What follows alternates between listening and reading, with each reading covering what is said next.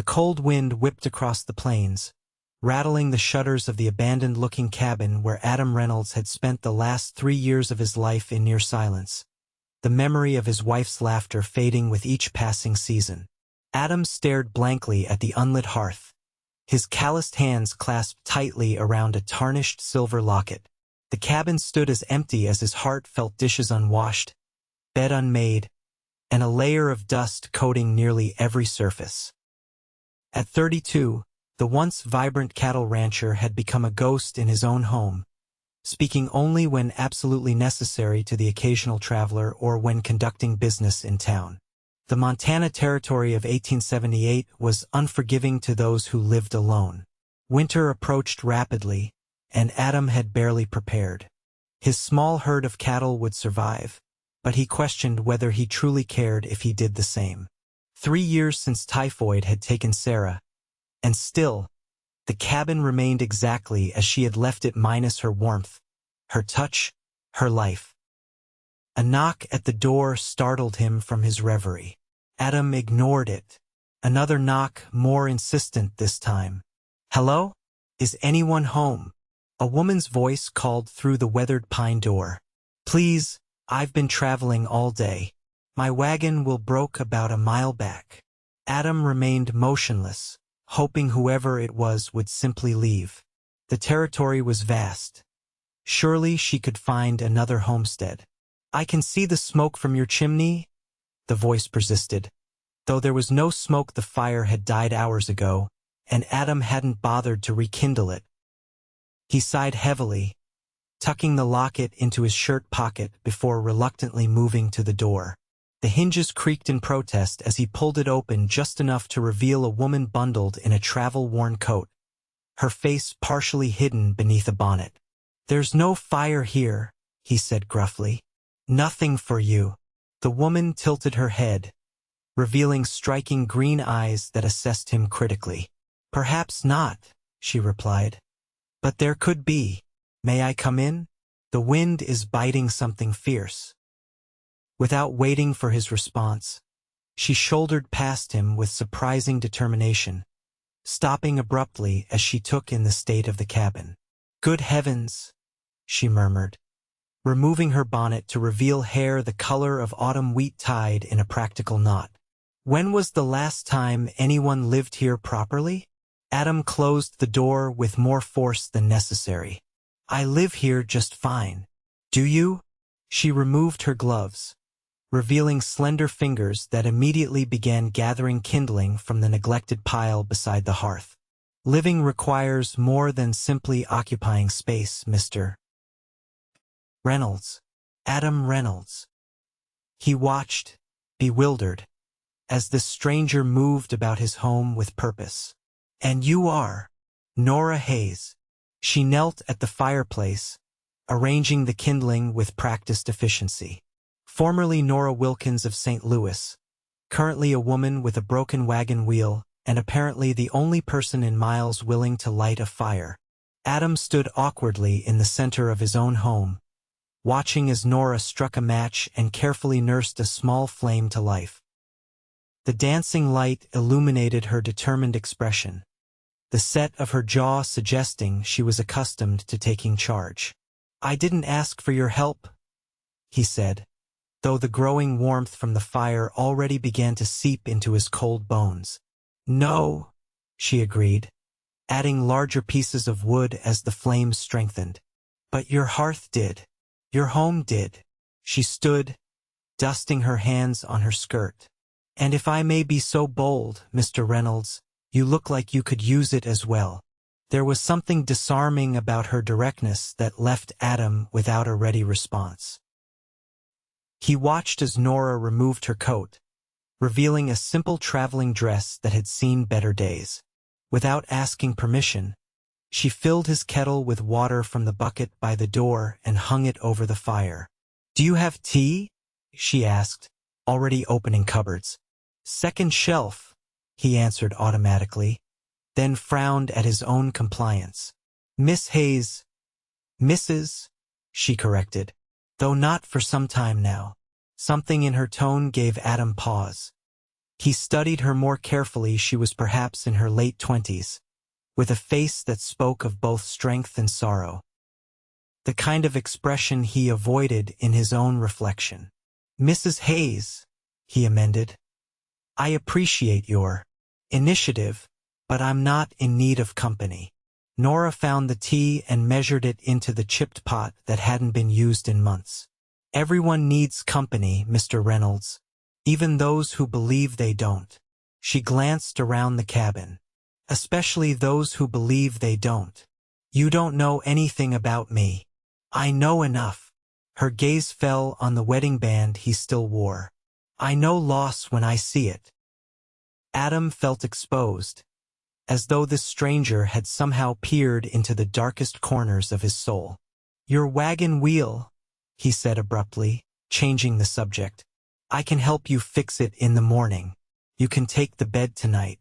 I'll sleep by the fire." Nora's expression softened. "Thank you. That's very kind." "It's not kindness," he insisted. "Just common decency." A small smile played at the corner of her mouth. "Sometimes they're one and the same." She poured the tea into 2 cups that she'd somehow managed to clean while he was lost in thought. "Here, it will warm you." Adam accepted the cup, their fingers brushing momentarily. The simple human contact, something he'd avoided for so long, sent an unexpected jolt through him. He retreated to his chair, uncomfortable with his own reaction. As the evening shadows lengthened, Adam found himself answering Nora's questions about his ranch, his cattle, the local town. She was careful, he noticed, not to ask about the more personal aspects of his life, the gaps that would inevitably lead to Sarah. Instead, she shared stories of her journey west, her desire to reach Oregon territory, her hopes for a new beginning. "What waits for you in Oregon?" he finally asked as they finished a simple meal she'd somehow conjured from his meager supplies. Nora's gaze turned distant. "Nothing specific. No one. Just possibility." She looked around the cabin. "Sometimes that's enough, the chance to write a new story." Adam nodded, understanding more than he cared to admit. He stood and gathered their plates. "You should rest. The bed's not been used in a while, but the linens in the trunk are clean." "Thank you." Nora hesitated, then added softly, "The fire's lit now, Mr. Reynolds. Don't let it go out again." He knew she wasn't just talking about the hearth. That night, as Adam lay on a bedroll near the crackling fire, he listened to the soft, steady breathing of the stranger in his home. For the first time in 3 years, the cabin didn't feel quite so empty. Morning arrived with golden light streaming through windows that had been shuttered for too long. Adam woke to the unfamiliar sound of movement in his kitchen and the aroma of coffee brewing. For a disorienting moment, his heart leapt with hope that the past 3 years had been merely a terrible dream, but reality quickly reasserted itself. Nora stood at his stove, her hair now loosely braided over one shoulder, humming softly as she stirred something in a pan. She turned at the sound of his movement. "Good morning," she said brightly. "I hope you don't mind. I found some cornmeal and the last of your eggs." Adam ran a hand through his disheveled hair, acutely aware of his rumpled appearance. "You didn't need to cook." "Perhaps not, but I wanted to repay your hospitality." She slid the corn cakes onto 2 plates. "Besides, a proper breakfast will serve us well if we're to fix my wagon today." There was something disconcerting about the way she had already carved a space for herself in his routine, disrupting the careful isolation he had constructed. Yet Adam couldn't deny that the cabin felt different this morning, warmer, somehow more substantial, as if it had remembered its purpose. After breakfast, they set out to retrieve her wagon. The November air was crisp but not yet bitter, the sun providing just enough warmth to make the mile-long walk pleasant.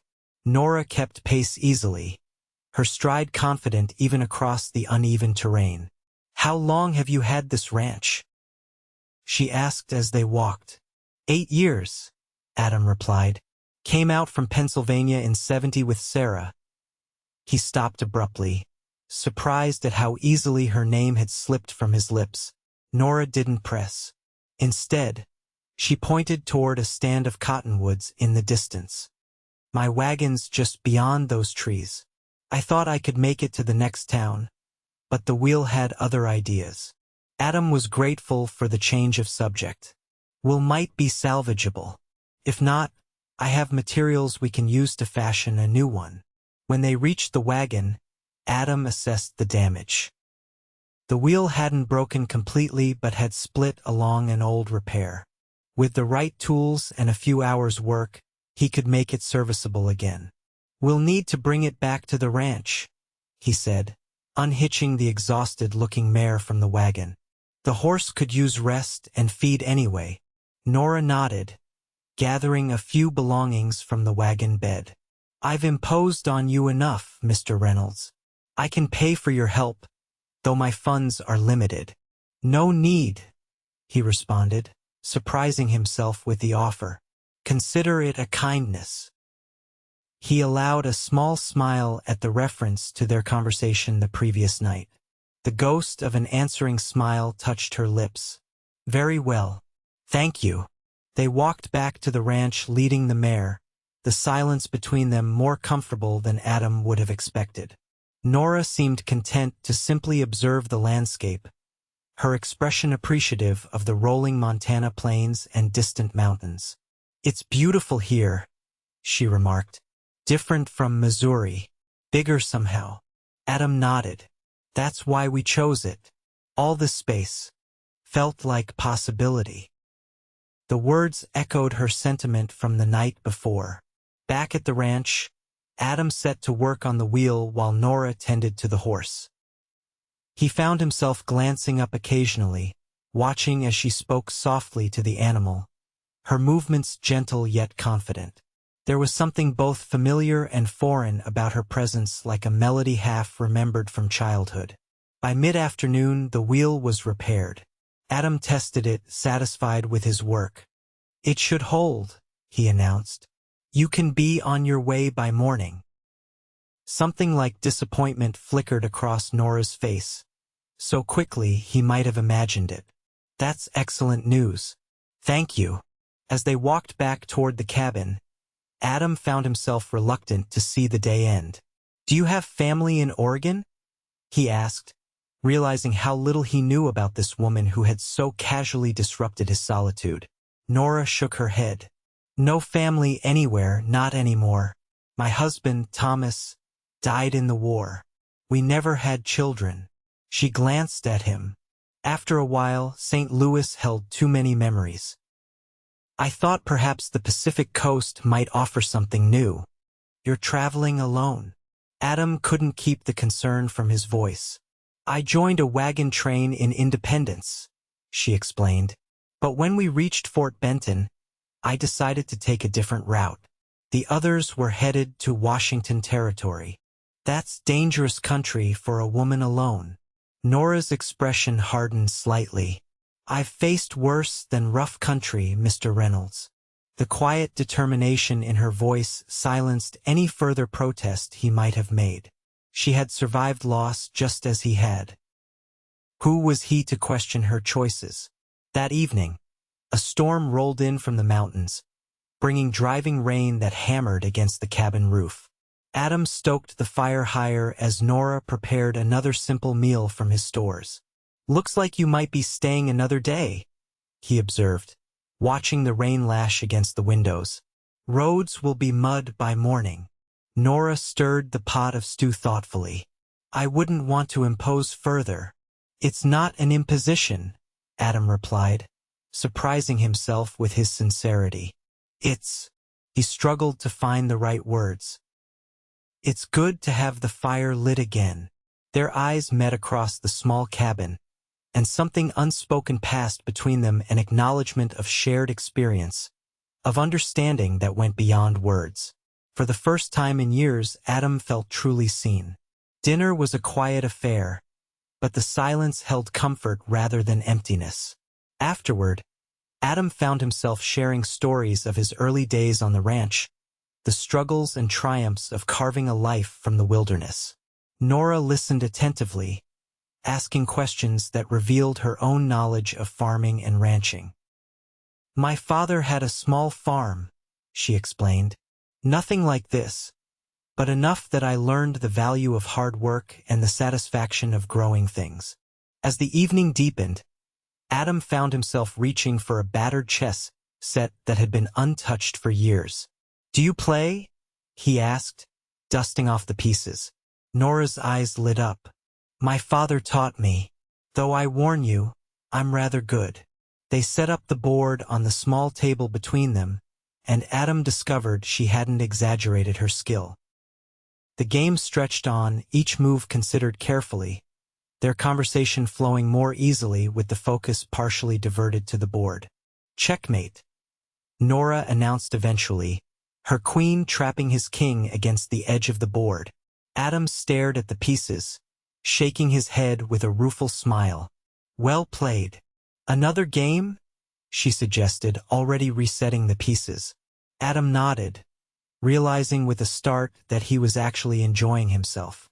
The hollow ache that had been his constant companion for 3 years had receded, if only temporarily. The storm continued through the night and into the next day, the rain eventually giving way to a wet, heavy snow that blanketed the landscape in white. Adam tended to his cattle, grateful that they were already gathered in the pastures closest to the barn for winter. Nora insisted on helping, donning an old coat of his that swallowed her smaller frame.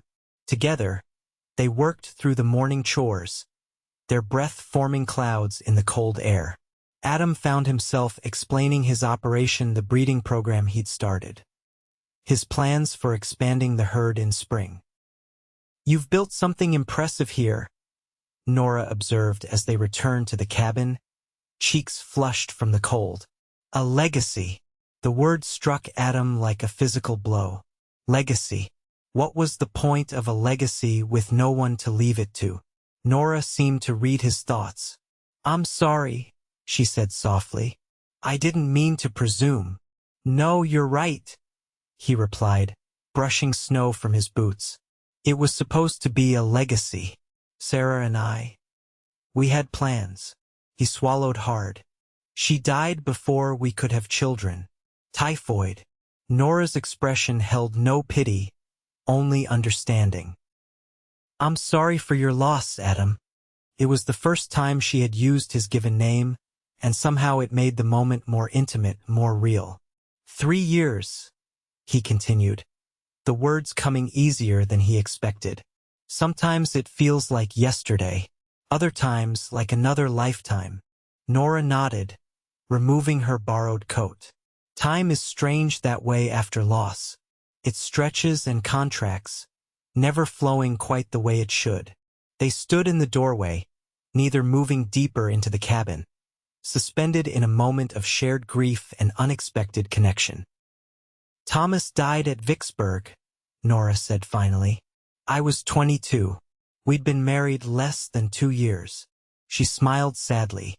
"I kept expecting him to walk through the door, to tell me it had all been a terrible mistake." "Does it ever stop feeling that way?" Adam asked, the question he'd never dared voice to anyone else. Nora considered this carefully. "Not entirely, but eventually the expecting fades.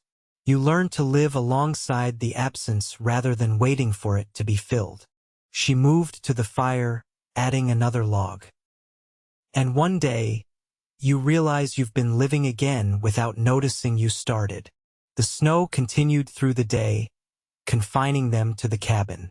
Adam found a deck of cards, and they played hand after hand of poker, using buttons as chips. Nora proved to be as skilled at cards as she was at chess, her face revealing nothing as she regularly claimed the pot. "I think you may have missed your calling as a gambler," Adam remarked after she won her 4th consecutive hand. Nora laughed, the sound bright in the cozy cabin. "Perhaps. Though I prefer to think of it as reading people rather than cards." "And what do you read in me?" The question slipped out before Adam could consider its implications. Nora's smile softened as she studied him. A good man who has forgotten how to live but hasn't forgotten how to be kind. She gathered the cards, her fingers deft as she shuffled. A man who built something meaningful and hasn't yet decided if he'll let it crumble or build it higher. Her assessment was so accurate it left Adam momentarily speechless. He watched as she dealt another hand, her focus seemingly on the cards but a slight flush coloring her cheeks. "And you?" he asked finally. "What does your story read?" Nora's hands stilled. A woman who spent too long defining herself by absence, who finally decided to seek presence instead. She met his gaze directly. Who is still learning what that means? That night, as another storm front moved in bringing more snow, Adam insisted again that Nora take the bed while he slept near the fire. As he settled onto his bedroll, watching the flames dance across the hearthstones, he realized the cabin no longer felt like a mausoleum. Somehow, in just 3 days, it had begun to feel like a home again. Morning brought clear skies and brilliant sunshine that turned the snow-covered landscape into a dazzling expanse of white. Adam rose early, stoking the fire before heading out to check on the cattle. When he returned, stamping snow from his boots, he found Nora standing at the window, gazing out at the transformed world. "It's beautiful," she said without turning. "Like everything has been made new." Adam moved to stand beside her, close enough to catch the faint scent of lavender that somehow clung to her despite days of travel. "The pass to Fort Benton will be difficult with this much snow," he said. "Might be impassable for a few days." Nora turned to face him, searching his expression. "Are you suggesting I stay?" The question hung between them, laden with meaning beyond the immediate circumstances. Adam found himself nodding. "At least until the snow melts enough for safe passage. There's no sense in risking your life." "No," she agreed softly. "There isn't." The next week passed in a rhythm that felt both novel and strangely familiar. Each morning, they rose and tended to the necessary chores together, Adam handling the livestock while Nora took charge of the cabin. She discovered supplies that had been pushed to the back of cupboards, mended clothes that had been neglected, and gradually brought order to the chaos that had accumulated in Adam's years of half-living. He found himself looking forward to returning to the cabin each day, to the warmth and light that seemed to emanate not just from the hearth but from Nora's presence. They talked for hours about books they had read, places they had seen, dreams they had deferred. Adam spoke of Sarah more easily than he ever had before, finding that sharing memories with someone who understood loss somehow made them less painful to bear. In turn, Nora told him of her life in St. Louis, of teaching at a small school after Thomas died, of her decision to journey west when the city became too confining, too full of ghosts. "I kept thinking there must be more," she explained one evening as they sat before the fire. "More than just enduring each day. More than just remembering what was lost." Adam understood exactly what she meant. For 3 years, he had existed rather than lived, going through the motions of survival without purpose beyond honoring a promise to Sarah that he would maintain the ranch they had built together. On the 10th day after Nora's arrival, Adam returned from town with supplies and news. "Road to Fort Benton is clear," he announced, unloading packages onto the table. "Stage leaves day after tomorrow." Nora's hands stilled in the midst of kneading bread dough. "I see." She resumed her work, her movements more deliberate than before. "That's good news." Adam watched her profile, the way the afternoon light caught in her hair, the determined set of her jaw as she worked the dough. The thought of the cabin returning to silence, of mornings without her quiet humming and evenings without her voice, created a hollow feeling in his chest that he hadn't anticipated. "Your wagon wheel is solid," he said, hanging his coat by the door. "But winter travel can be treacherous. You might consider waiting until spring." Nora looked up, hope and caution warring in her expression. "That's months away." "Yes," Adam agreed, holding her gaze, It is. A smile slowly bloomed across her face.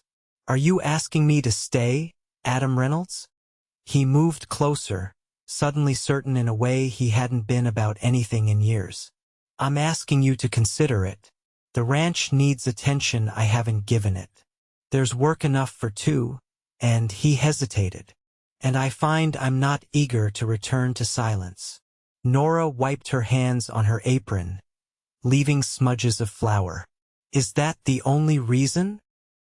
Adam shook his head, finding courage he thought he had lost. No, you've brought something back to this place. To me. He gestured around the cabin. You lit more than just the fire, Nora. The distance between them seemed at once vast and infinitesimal. Nora closed it, reaching up to touch his face gently. I wasn't looking for this, she whispered. I thought Oregon was my destination. Perhaps it was just the direction you needed to travel to find your way here, Adam suggested, covering her hand with his own. Their first kiss was tentative, a question asked and answered in the space of a heartbeat. When they parted, Nora's eyes shimmered with unshed tears. I'll stay, she said simply, at least until spring. Then we can decide together what comes next. As winter deepened, the ranch came back to life in ways Adam had forgotten were possible. He repaired fences that had been neglected, rebuilt a section of the barn roof that had begun to sag, and drafted plans for expanding the cattle operation in the coming year. Nora transformed the cabin, not erasing Sarah's presence but creating space alongside it for new memories, new life. They established traditions: chess on Sunday evenings, reading aloud by the fire on cold nights, star-gazing from the porch when the sky was clear. Adam taught Nora to shoot and ride properly. She taught him recipes her mother had passed down and songs from her childhood. Their relationship grew slowly, respectful of the grief they both carried and the unexpected nature of their connection. They shared the cabin but maintained separate sleeping arrangements, though the attraction between them built with each passing day. Christmas arrived with a fresh blanket of snow and an exchange of simple gifts. Adam presented Nora with a silver pendant he'd commissioned from the jeweler in town, a small flame etched into the metal, surrounded by delicate scrollwork. To remember, he said as he fastened it around her neck, his fingers brushing against her skin. Nora's gift to him was a hand-bound journal, its leather cover tooled with his ranch brand. For the future, she explained. For the stories yet to be written. That night, as they sat before the fire listening to the wind whistle around the eaves, Adam finally gave voice to the feeling that had been growing within him. I love you, he said simply. I didn't think it would be possible again. I didn't think I deserved it. Nora's eyes glistened in the firelight. Love isn't about deserving, Adam. It's about recognizing when your heart has found its home. She leaned into him, her head resting against his shoulder. I love you too. As January gave way to February, and February to March, the snow began to recede, revealing patches of earth eager for spring's touch. Adam and Nora worked side by side preparing for calving season, their movements in sync, their partnership strengthening with each shared task. One evening, as they watched the sunset paint the distant mountains in hues of gold and crimson, Adam took Nora's hand in his. Spring is almost here, he said quietly. You mentioned Oregon. Nora turned to face him fully. I think perhaps I've already found what I was looking for. She squeezed his hand. Unless you're eager to be rid of me? Adam smiled, the expression coming more naturally now than it had in years. Quite the opposite. He reached into his pocket, withdrawing a simple gold band that had belonged to his mother. I'm asking you to stay, not just until the road's clear, not just for another season. He held out the ring. Forever, if you'll have me. Nora's breath caught, her free hand rising to touch the flame pendant at her throat. Are you certain? It hasn't even been a year since we met. I've never been more certain of anything, Adam replied. You brought light back to this place, Nora. You reminded me how to live. He knelt before her. I don't want to waste another day without you as my wife. Tears spilled onto Nora's cheeks as she nodded. Yes, she whispered. Yes. They were married in April, with wildflowers dotting the meadows and new calves tottering alongside their mothers.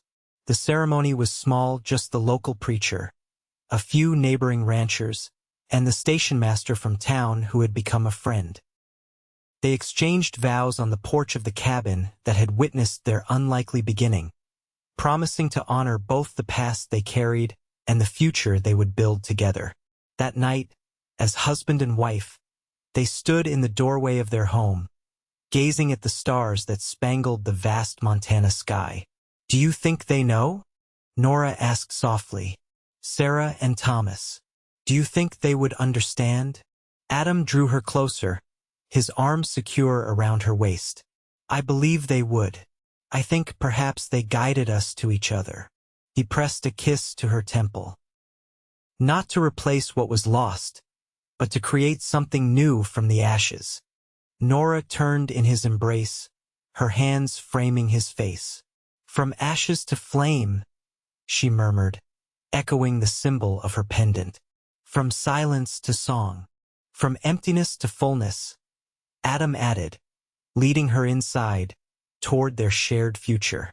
Summer brought long days of hard work and warm evenings of contentment. Adam and Nora expanded the ranch operations, hiring 2 hands to help with the increasing herd. The cabin grew too, with an additional room added to the back and plans for more.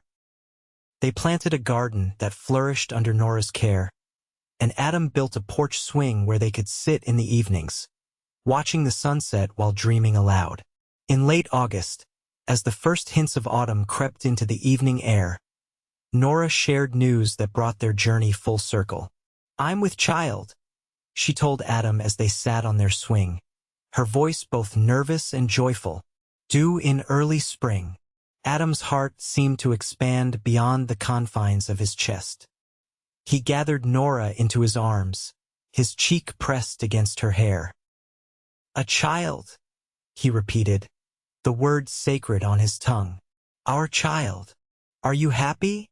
She asked, looking up at him with eyes that still sometimes held shadows of old doubts. Beyond measure, he assured her, his hand gently covering her still flat stomach. Beyond words. As autumn painted the landscape in brilliant hues, Adam and Nora prepared for the coming winter and the spring that would follow, a season of new life in more ways than one. They worked together to ensure the ranch would provide amply for their growing family, their partnership strengthened by shared purpose and deep love.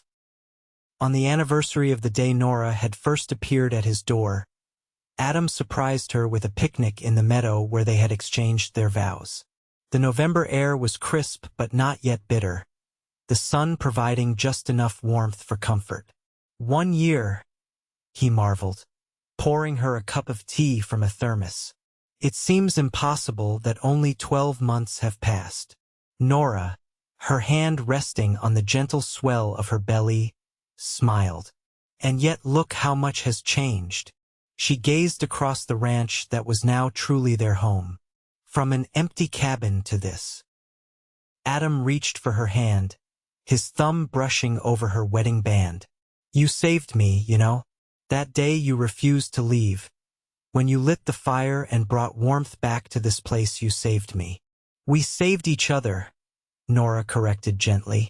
2 broken souls who found wholeness together. She guided his hand to feel the flutter of movement beneath her skin. And now we're creating new life from that wholeness. As they sat together in the golden afternoon light, surrounded by the legacy they were building together, Adam realized that grief had not disappeared from his life, nor had it from Nora's. Rather, it had transformed, becoming not an ending but a beginning. The memories of those they had lost remained, honored and cherished, woven into the fabric of their new life together. That evening, as they sat before the hearth that was never dark now, Adam opened the journal Nora had given him at Christmas. He had been filling it gradually with thoughts, plans, and memories, creating a record of their life together. "I've been thinking about names," he said, turning to a fresh page. "For the baby." Nora looked up from her mending, a soft smile playing at her lips. "Have you now?" Adam nodded. "If it's a girl, I thought perhaps Sarah." He watched her carefully. "But only if you're comfortable with that." Nora set aside her work, considering. "Sarah Hayes Reynolds," she said, testing the name. "It's beautiful. And if it's a boy, Thomas," Adam replied without hesitation. "After your first love." Tears welled in Nora's eyes. "You would do that? Our child will come into this world carried by all the love that came before," Adam said simply. "It seems right to honor that." Nora moved to sit beside him, her head resting against his shoulder. "Sarah or Thomas," she agreed. "Perfect names for the next chapter of our story." Winter arrived with a gentleness unusual for Montana, as if the seasons themselves were conspiring to ease Nora's pregnancy. The ranch hands handled the heaviest work, allowing Adam to remain close to home as Nora's time approached. They spent the cold evenings planning for the future, discussing how to expand the ranch house as their family grew, debating the merits of different schools when the time came, dreaming of the legacy they would build together. On a clear March morning, with the first hints of spring softening the landscape, their daughter entered the world. Sarah Hayes Reynolds, with her mother's golden hair and her father's dark eyes. As Adam held his child for the first time, he felt the circle of his life complete itself. The cabin that had once stood empty and silent now overflowed with life and possibility. "She's perfect," he whispered, gazing down at the tiny face that somehow held echoes of the past and promises of the future. Nora, exhausted but radiant, reached for his hand. "She is, and she'll know all of it, how much she was wanted, how many people's love carried her into being." In the corner of the room, the hearth fire burned steadily, casting warm light over the family tableau. Adam remembered the cold, dark days when he had sat alone before cold ashes, believing that warmth would never return to his life. Now, with his wife and daughter beside him, he understood what Nora had meant that first night about the fire being more than just physical flame. It was hope. It was continuity. It was the promise that even after the darkest night, dawn would come again. As spring unfurled across the Montana territory, the Reynolds ranch flourished. Nora recovered her strength quickly, proving as capable a mother as she had been a partner in all other aspects of their life. Baby Sarah grew strong and curious, her eyes tracking the world around her with an intensity that made Adam laugh. "She has your determination," he told Nora one evening as they sat on the porch swing, Sarah sleeping peacefully in her mother's arms. "Heaven help us when she learns to walk." Nora smiled, her finger gently tracing their daughter's cheek. "And your stubbornness. She'll move mountains someday." The prediction proved prophetic. By her first birthday, Sarah was not merely walking but running, exploring every corner of their expanding home with fearless curiosity. The ranch grew alongside her, new buildings rising, the herd increasing, additional hands hired to manage the workload. Adam and Nora worked as a seamless team, her practical wisdom complementing his vision, their shared determination overcoming each obstacle. On warm evenings, they would often sit together on the porch, watching the sunset paint the sky in impossible colors while Sarah played at their feet. Sometimes, in quiet moments, Adam would catch Nora watching him with an expression of contented wonder. "What are you thinking?" he asked on one such occasion, reaching for her hand. "I'm thinking about that first night," she replied, her fingers intertwining with his. "How close I came to continuing on, to missing this life completely." She glanced down at Sarah, who was carefully arranging small stones in patterns only she understood. "All because of a broken wagon wheel." Adam brought her hand to his lips. "Providence," he suggested. Or perhaps just extraordinarily good fortune. Either way, Nora said softly, I'm grateful beyond words. As the years passed, their family expanded again with the birth of a son, Thomas Adam Reynolds. A sturdy boy with his father's build and his mother's quick mind. The siblings grew together on the sprawling ranch that had become one of the most successful in the territory. Their childhood marked by both freedom and responsibility, adventure and security. Adam sometimes marveled at how completely his life had transformed. The silent, grieving man who had existed in half-light for 3 years had become a husband, father, and respected rancher whose laughter came easily and often. The loss of Sarah remained a part of him as Nora's loss of Thomas remained part of her, but those memories had found their proper place, honored without overwhelming the present. On their 10th wedding anniversary, Adam surprised Nora with a journey to the coast she had once dreamed of reaching. They left the children in the capable hands of Adam's sister, who had moved west to join them several years earlier, and traveled to Oregon. Standing on the Pacific shore, watching waves crash against the rocky coastline, Nora leaned into Adam's embrace. It's beautiful, she said, just as I imagined. Do you ever wonder? Adam asked, his arms secure around her waist. If you had continued your journey, if you had reached this place as you planned. Nora turned to face him, her eyes reflecting the vast horizon. No, she answered simply. Because I did reach my destination, Adam. It just wasn't the one I thought I was seeking. She touched his face, her fingers tracing the smile lines that had deepened over the years. Some journeys are measured in miles, others in moments. Ours began with a broken wheel and a cold hearth. And a woman brave enough to light a fire, Adam added, drawing her closer. They returned to Montana and the life they had built together to their children, their ranch, their community. The years continued to unfold, bringing challenges and triumphs, sorrows and joys. Sarah grew into a confident young woman with her mother's compassion and her father's vision. Thomas developed a gift for working with horses that expanded the ranch's reputation throughout the territory. On the 20th anniversary of Nora's arrival, Adam brought her to the spot where her wagon had broken down 2 decades earlier. A small stone marker now stood at the site, engraved with a simple flame symbol and the date. What's this? Nora asked, running her fingers over the carved stone. A monument, Adam explained, to broken wheels and new beginnings. He took her hand, marveling at how perfectly it still fit within his own. To the journey that brought us here. Nora's eyes filled with tears as she understood the gesture. 20 years, she murmured. Sometimes it feels like yesterday that I knocked on your door, half frozen and completely unaware that I was about to find everything I never knew I was looking for.